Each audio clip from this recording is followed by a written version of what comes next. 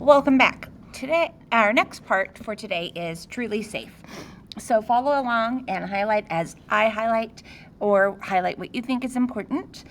Your purpose for reading the section titled "Truly Safe" is why did the grizzly bear population decrease? So remember, we said that there were hundreds of thousands originally.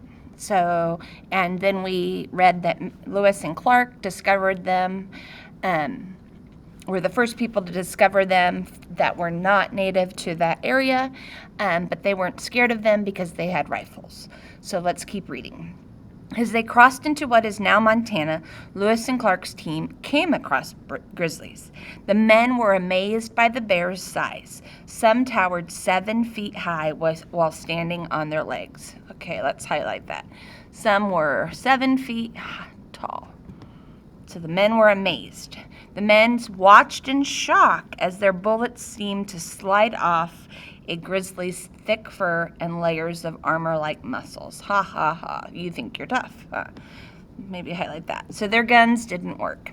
Lewis, in his journal, described the grizzly as the most tremendous-looking animal. Okay, we read yesterday about their strength and as extremely hard to kill.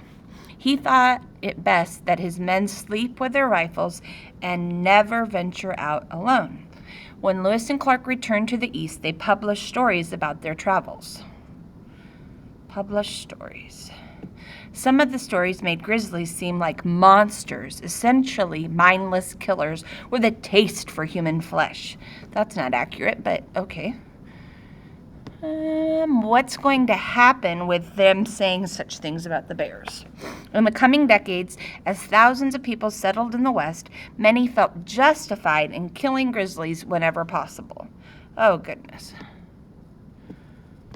That's not good. Oh, come on, buddy. Tens of thousands of grizzlies were shot and poisoned. Nearly all the rest were chased from their ancestral habitats. By the time John and Steve were growing up in Montana, fewer than 1,000 grizzlies remained in the lower 48 states. I don't know about you, but that makes me sad and kind of disgusted by humans. And most lived in the northern wilderness of Montana, Idaho, and Wyoming. Oh, good grief. The only truly safe place for a grizzly was in one of the region's 2 national parks, Glacier and Yellowstone. In these parks, hunting was prohibited and all animals were protected by law. Okay, so your job now is to go back through and talk about why the grizzly population decreased using your basic signal words, and you're going to write a main idea sentence telling me about how at the beginning, before Lewis and Clark's